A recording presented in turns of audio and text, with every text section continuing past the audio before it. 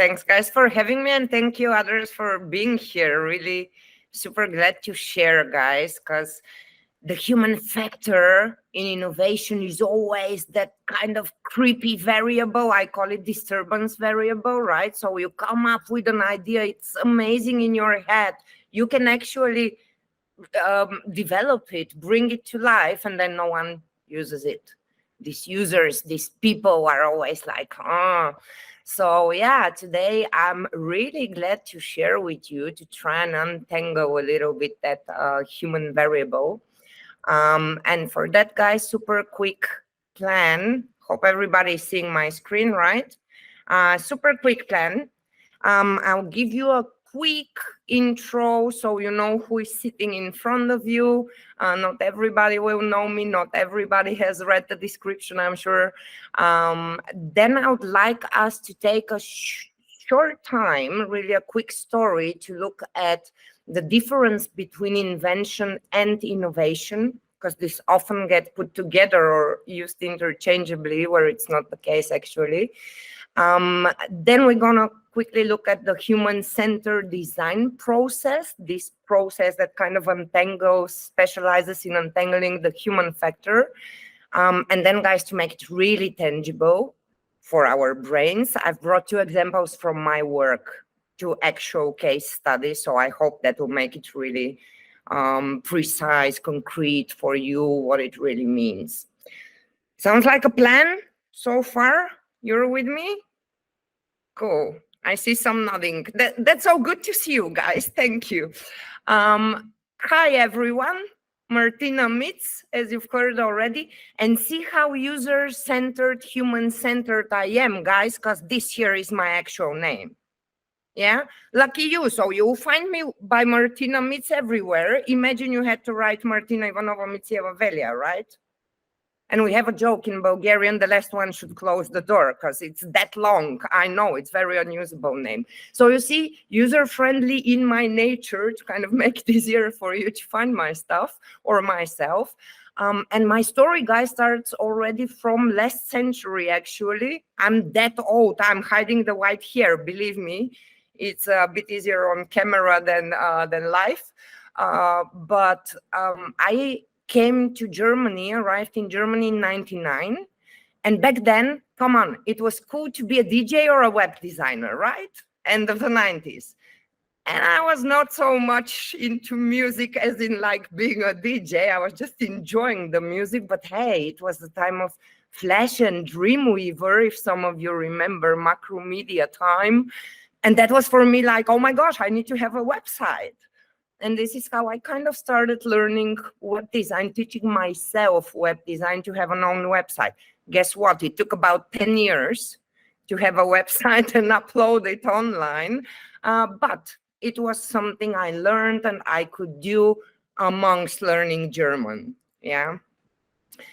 And then, guys, in 2001, I moved to Berlin. And as pretty much everyone at the beginning in Berlin, excusez-moi, I was broke, yeah?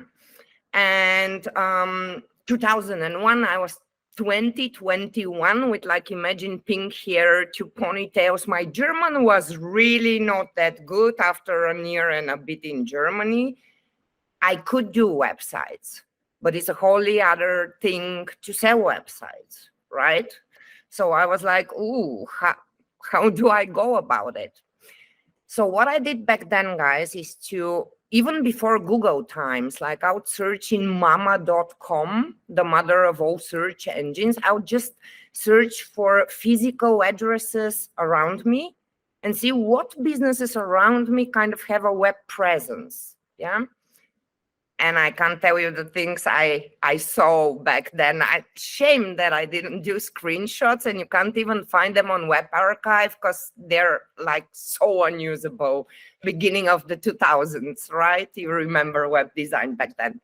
So what I would do is really find a business that's physically close to me somehow, to my address in Berlin. And I would research what they're about.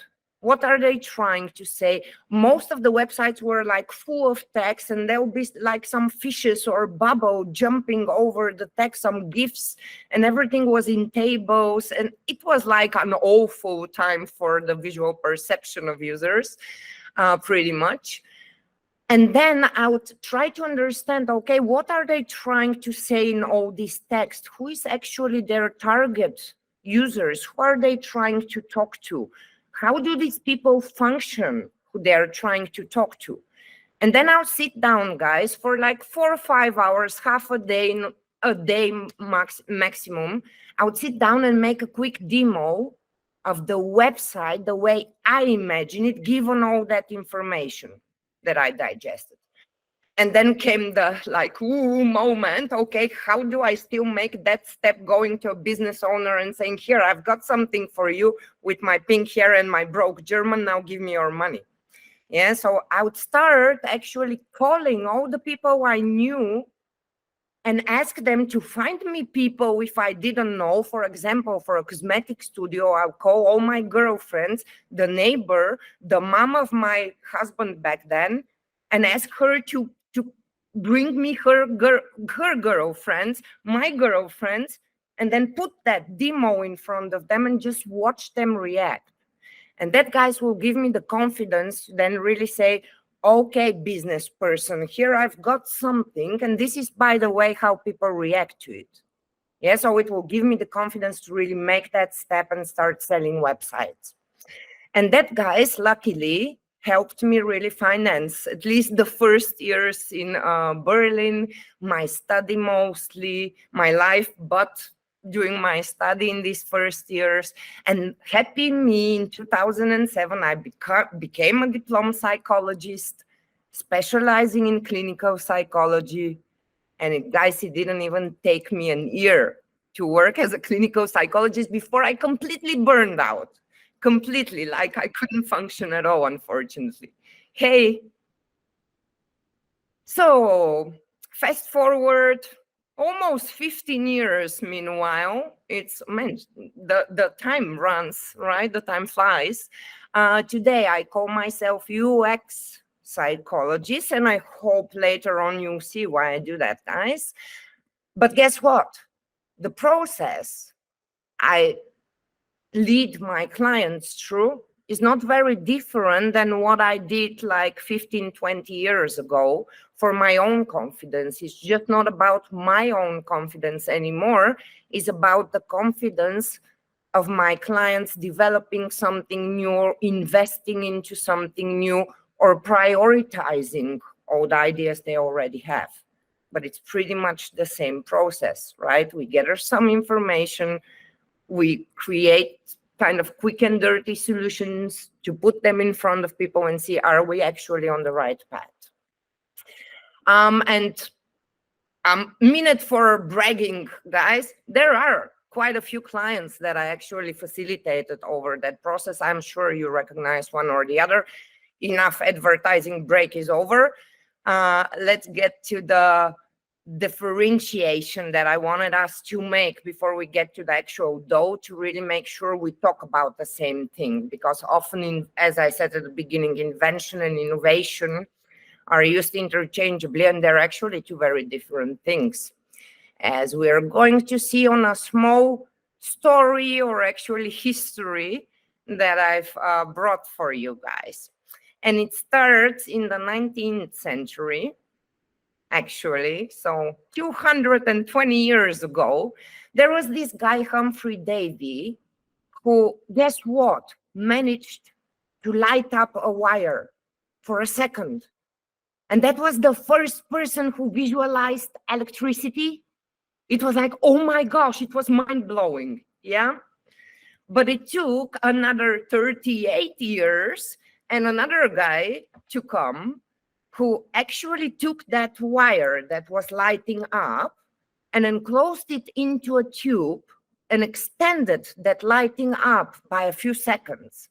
And guys, you have to imagine, at the time, that was mind-blowing. You could see electricity for the first time. And now 30-something years later, in 1840, you could actually see it for a few seconds. And it was like magic for the people back then, because that was first time. However, another 10 years later, this guy came and actually enclosed it not just in a tube, but managed to create that glass bulb that really managed to keep the vacuum as they needed it, and extend that lighting up now by a few minutes, hours, even days. Yeah. But still, it was another 20 something years later when the Canadian scientist Henry Wood, inventor actually, Henry Woodward, together with a colleague of his, patented the first light bulb. Yeah, the first actual electric light bulb. He filed the patent in 1874. And now, guys, I'm sure most of you recognize this guy. And when I say light bulb or electricity, immediately at least half of our brain goes in that direction. Of course, it's the famous Thomas Edison.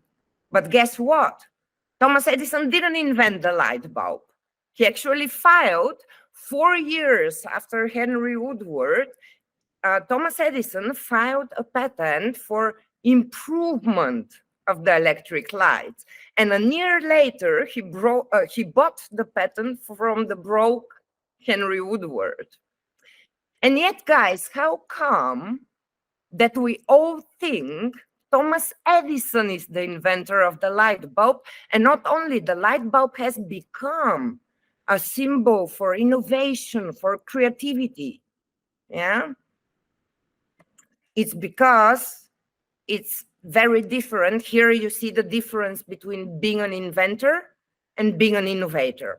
While the inventors, all these guys before Thomas Edison, they were great in their thinking, but in an isolated case, right? So they were working on the technical innovation. Thomas Edison was the person who actually connected the dots. And so how does it fit to reality? That's the big difference, guys. We can come up with thousands of inventions. Innovation is actually connecting all these dots and looking at how does it fit to the world, to reality. And I'm sure a lot of you who work in innovation know this wonderful innovation adoption curve that we've all sooner or later seen, right? The early market, which is about 15% of the entire market, and then the mainstream market, which is the majority, and everybody strives to get there.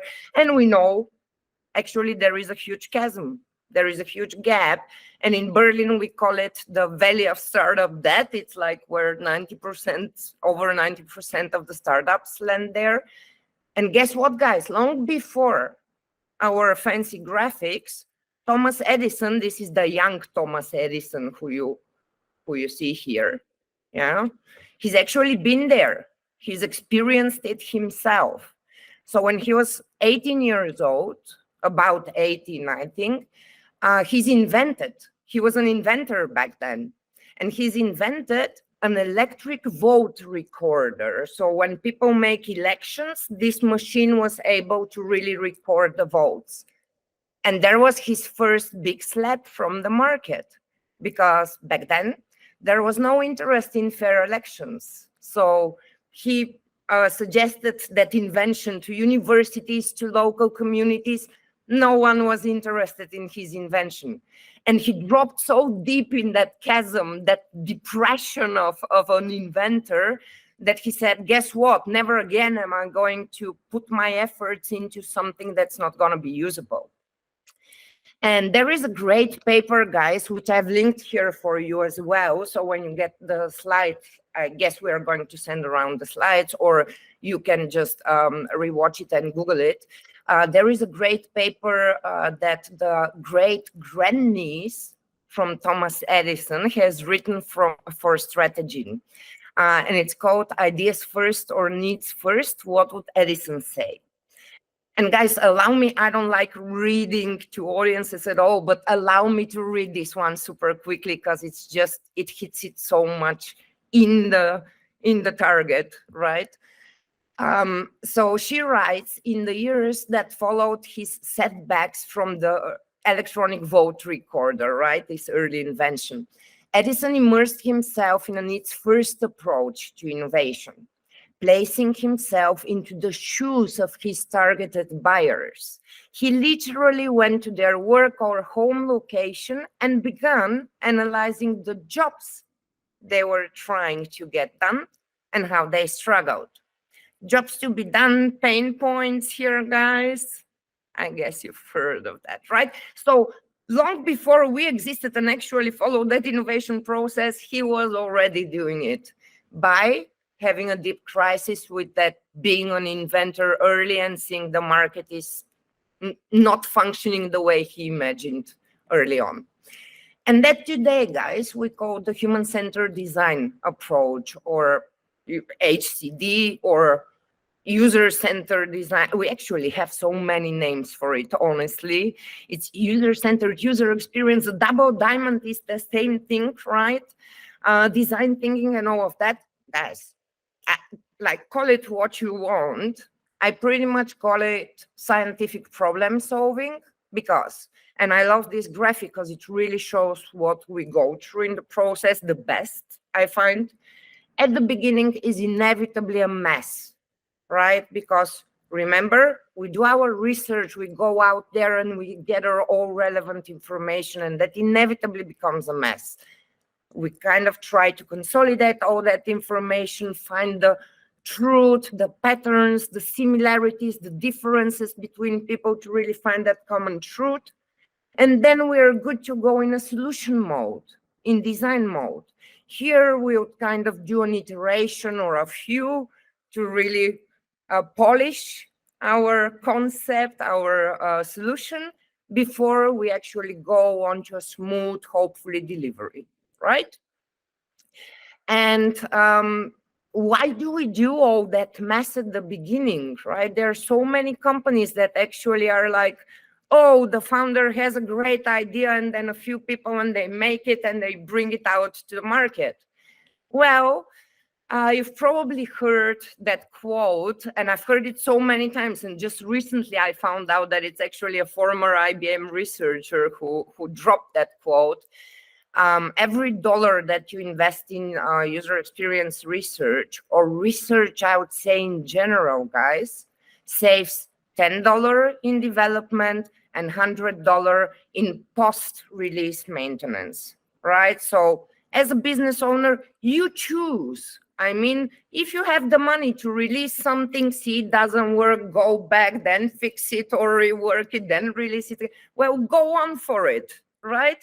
But that's why I said, guys, it's actually a confidence-winning process, right? Confidence-giving process for the business, because it just eliminates that risk of investing a lot in something that's not going to work. And I hope I'm going to be able to demonstrate that to you in the second example I've brought you, because I've brought two, to kind of really try and from different angles really show you, okay, how does that work and what does it really bring as an effect for different cases. Let me grab a quick sip before my mouth is glued together. The first example I've brought you guys is about the behavioral change, right? So I had a client, excuse me again. I had a client who actually approached me end of February in 2020. In 2020 is when Corona started, right? Meanwhile, kind of the years mix up. So in February 2020, or was it 2021? No, it was 2020, right? So already so much stuff has happened. Yeah, so I think it was 2020. So in February 2020, just when Corona was slowly, like we were hearing on the news and stuff, a business owner approached me and said, like, Martina, we have a problem. And I was like, great. I love working with problems, right? That's the Eastern European in me, guys. And he was like, okay, so we've done research. We actually talked to users. And I was like, oh my gosh, this is great, right? Like hearing this. And we're at the dead end because we have two types of users, the end users, and then the more expert users, not really B2B, but like almost business users, but not really, but a bit more expert. The end users, they would work great. It was students, and they would use the app, the solution, and that will work great, and they'll get feedback, iterate, and everything was going well with that target group. But the professors, not at all. Although they've talked to them, the professors said what the business should do, they've done it, and yet the professors wouldn't use them. And I was like, wonderful, we need to dig deep, right? We need to see what's going in here. Where is the barrier? Why are they not using it? What's happening there? What do they need? What are their motivations, pain points? Get into their shoes, like Thomas Edison, right? And then lockdown hit. And in the first 2 weeks, we were able to schedule 12 interviews. And it's an international academy. So we actually talked to a professor in China, professor in Spain. You know, guys, Spain had really hard also lockdown where they had to send a SMS every time before they go out. So after 2 weeks of lockdown, these were probably the most valuable research sessions I've ever done. Like, people were pushing their kids away to still continue talking to me.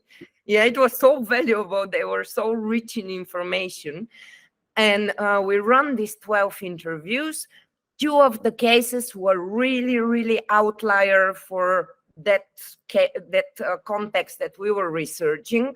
So I ended up analyzing 10 of the interviews.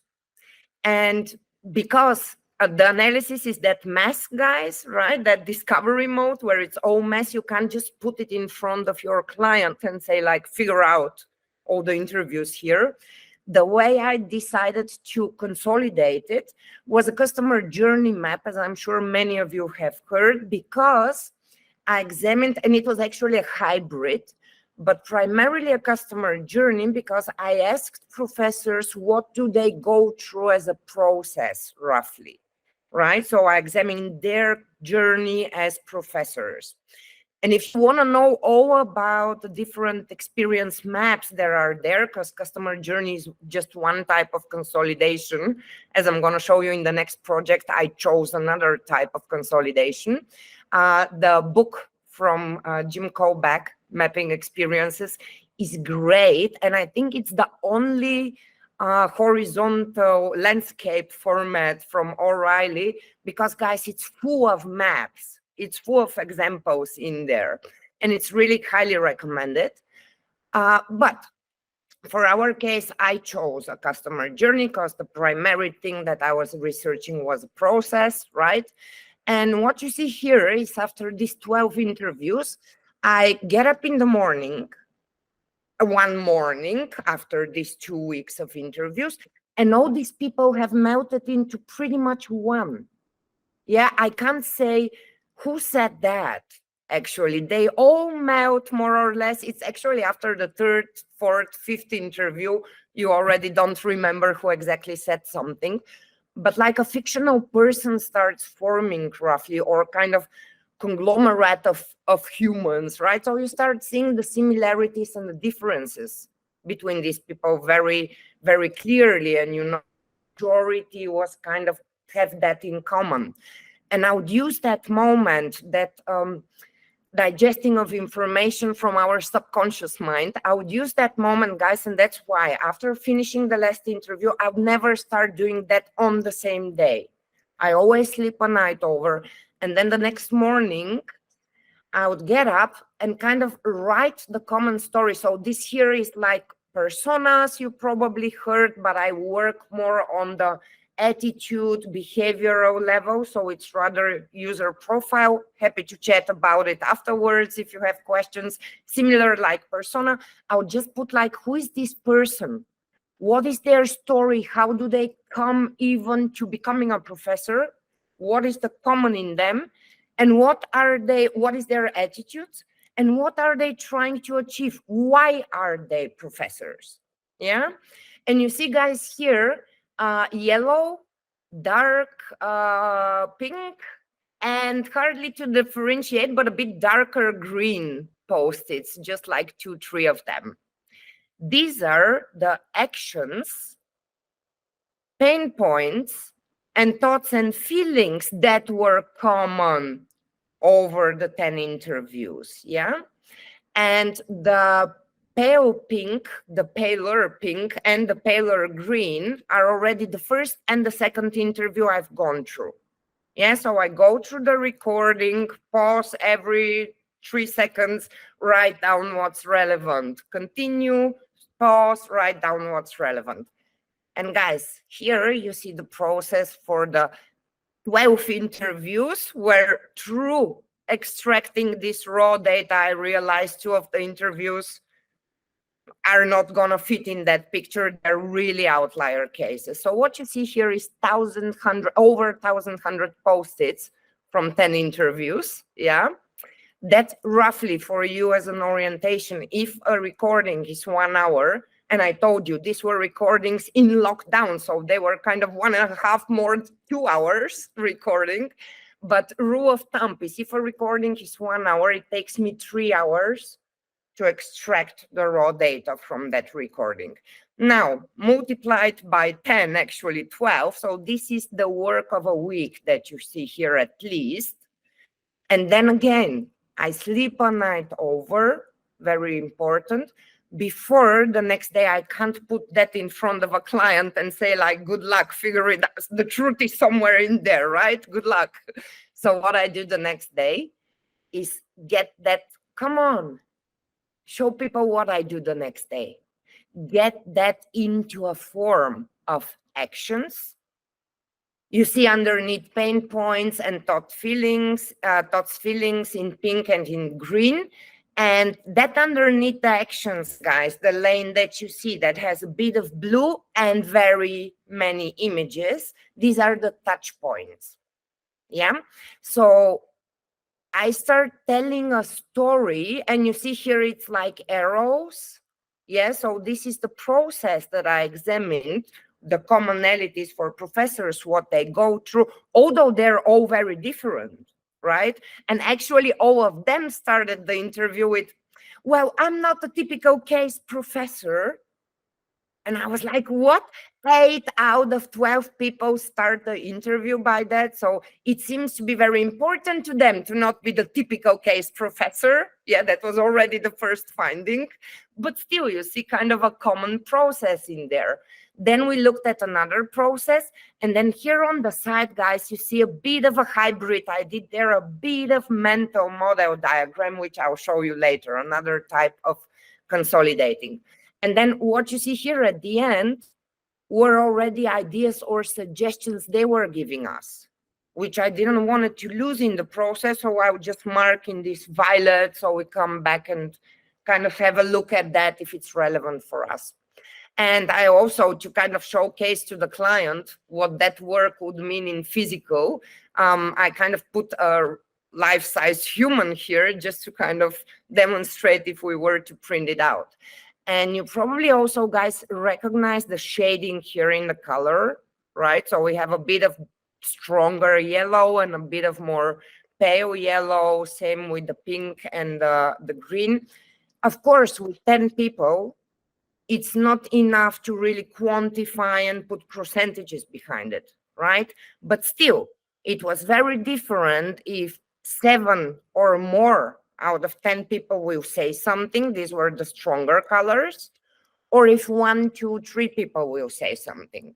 Yeah.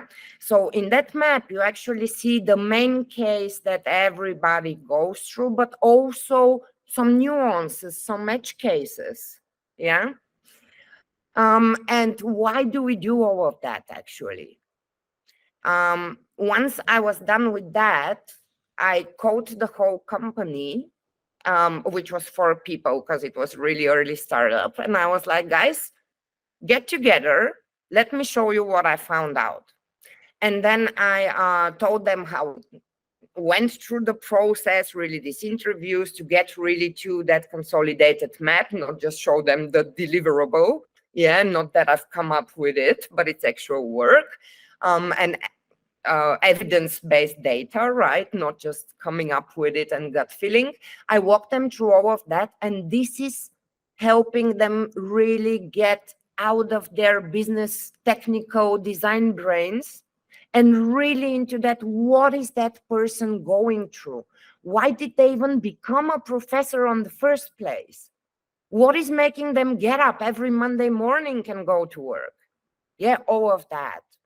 And once I walk them through all of that with storytelling, but also going in detail as in what happens emotionally and cognitively, step by step, stage by stage, I ask them to prioritize. Where do they want to concentrate their efforts into first?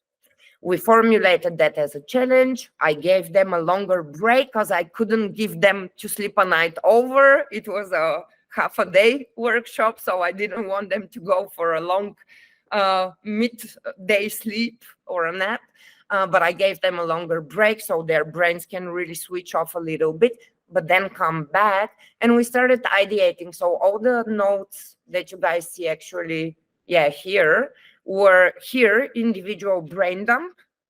And then we started discussing their ideas, clustering them and building on each other. And just when we started discussing kind of the winning, the cluster with the most potential, we started discussing in a simple impact effort scale, kind of started early prioritizing. Our 4 hours were over. All the ideas you see here, we picked one cluster one category that we started working with, the ideas with the most potential. All the other ideas weren't gone. This was our backlog, our parking, right? So we parked, all the rest is there. They can still discuss, work on it at a later stage. We also had an additional challenge that we actually parked for another type of sessions like this.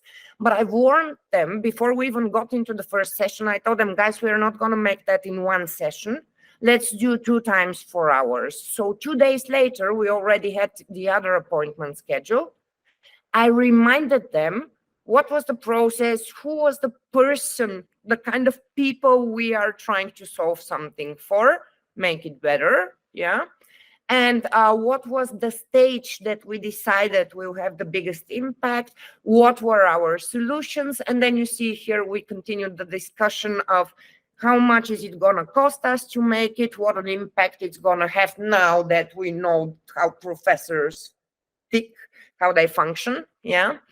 And then we chose 5 ideas. One was immediately doable, so that was some kind of like quick fix. You see these are the same post-its here. And then there were 4 ideas left. And I told you the company was 4 people. So I told them, everyone, please take one idea and develop it. Tell me, how is it gonna work for the user? How is it gonna work for you as a business? And where do we have uncertainty? What do we need to test? What do we need to prototype and test, put in front of users so that we know for sure that thing is gonna work the way we want it to work, motivate professors to use that app more and not just say they're gonna use it. And then because one of the guys was a front-end developer, by the time we were discussing the idea with the most potential out of these 4, he already actually dropped here a UI screen and asked, guys, is this what we're talking about? It was a dashboard we were roughly talking about. And we were like, oh my gosh, yes, the prototype is ready. Yeah, so we didn't even need to prototype because the prototype was ready while we were discussing it. So what we actually, the way I left them pretty much was a roadmap in terms of what are they going to implement, how are they going to implement that idea.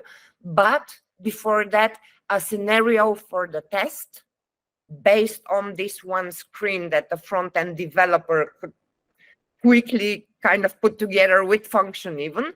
And then you guys see the whole backlog that didn't run away, right? So all these other categories of ideas that they could go back and prioritize, and also a whole new challenge. that they could tackle at a later stage once they do that correctly. And guess what? Not only professors started using them, but other universities started asking for their solution. Yeah, so it was like, I can't give you concrete conversion numbers, but it was like, my work is done here. Yeah. And that's the one, guys, the second one that I actually the whole time can't wait to come to it, because I hope I'm not going to get too emotional at the end. You'll see why. That project was about a new product. Yeah. And it was a client who I've already done 2-3 projects together. So we've already looked at their investors, mindset of their other stakeholders, because they had a business partner. And that business partner is the biggest electricity supplier in Berlin. Yeah. So they have a lot of money. You can imagine that's the money giver. That's the main investor. Yeah. And that business partner has come to my client and said, well, guess what? Our salespeople. Oh, wait, sorry, guys, rewind. So my client is a smart home company, and they had one product out, one device, and a couple of 100 customers. Yeah. And that business partner came to them and said, well, guess what? Our salespeople that go door to door, more or less, or cold call, like diverse clients, they see the opportunity. If we develop an add-on device for elderly people, then that will fly off the roof. And my client, luckily, kind of the alarm sounded, and they were like, Martina, can you come and please validate that? And I was like, great, guys, that you called me. So they briefed me in the morning. They told me what it's about. And I grabbed actually one of the founders, who is also the marketing executive in the company. It's was a 10 people startup. Now they've grown. And I grabbed the co-founder, and I was like, listen, elderly people are out on the street. Let's go out and see what they think about that. So guerrilla research, right? We didn't even schedule interviews and stuff. Just go out there. Before noon, we found an elderly lady who we've invited to a coffee shop, and we had a nice 1-hour conversation, which actually about new devices and how they go about it, what they think about it, what they use, how they use it, where does it come from, everything possible. That shaped also our further approach in the interviews, right? So that kind of that first conversation focused a bit as in like, where do we want to dig deeper? And then, guys, we had lunch. And after lunch, like early afternoon, that guy was like, oh, Martina, in my district, there is a mall. And the second floor of the mall is a coffee shop where all the elderly meet in the afternoon for their coffee or tea. Guys, gold mine, as you can imagine, right? So we could do another 5 sessions in like 3 hours, and we actually pretended to be students, and they really loved talking to us. Like they were coming and wanting to talk and show us devices and tell us about this one story. And it was amazing, really. So just within 1 day, we managed to talk to 6 target users, right? And guess what, guys? You see here the red. You already know I use red for pain points, yeah? And this time we used violet. Violet was like a major pain point, and dark blue was business pain point. So if you take the red, violet, and blue, you see us trying to consolidate that information from only 6 interviews was clear, forget it. If you create a device for elderly people that takes away their autonomy, gives them the feeling that they can't do something and they need that device or they need help, you're pretty much telling them they're getting older. And they're not only not gonna like your device, but they're gonna passionately smash it. So they were telling us all these stories about the Red Cross emergency band and how they loved to smash it in front of the other neighbors and how it's for the other neighbor because she's younger, but I'm not there yet. It's not for me, So all this sentiment, you could see the whole time, it was big resistance against something like that. So what did we do, guys? We actually repivoted our research, because also what we learned from the elderly people was that they have quite a few smart devices, starting smartphone, Fitbit, tablet, right? And all of that they pretty much get from their grown-up kids, who were already partially our customers, or actually our target customers, right? So we repivoted the research after learning, okay, these guys are gonna smash us with pleasure.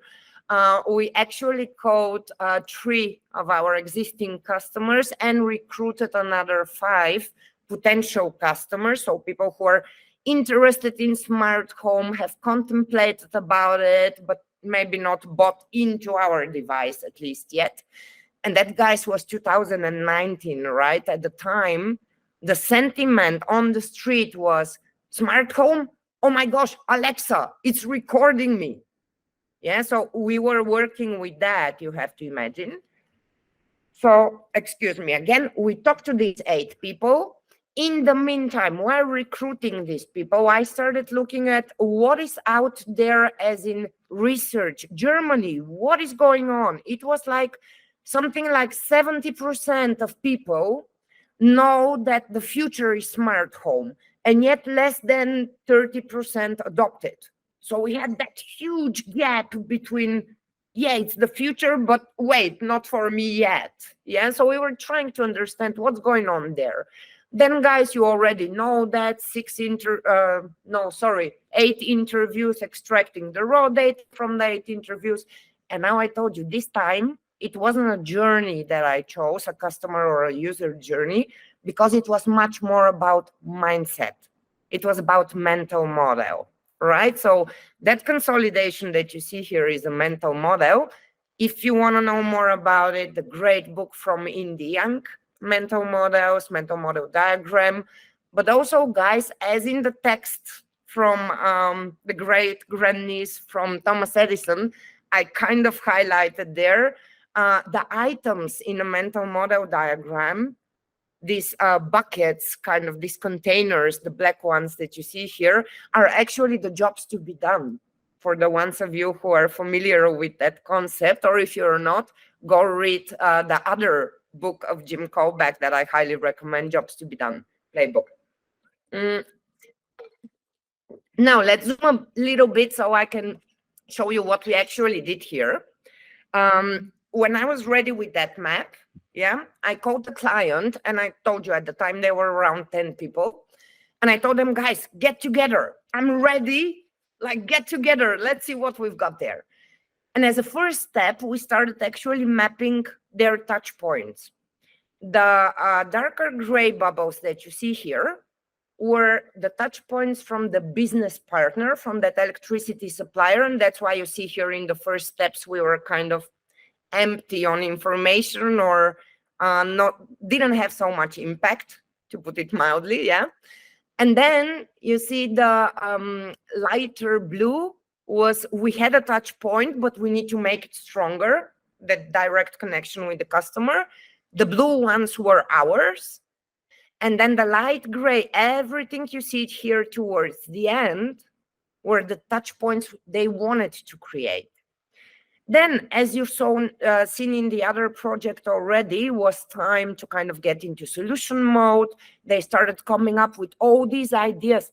And I have to admit, guys, partially I didn't even understood what the solutions are about, because half of them are developers, or the majority, and they were saying stuff I don't even understand. I was just writing it down and putting it there so we don't lose it in the discussion amongst them, right?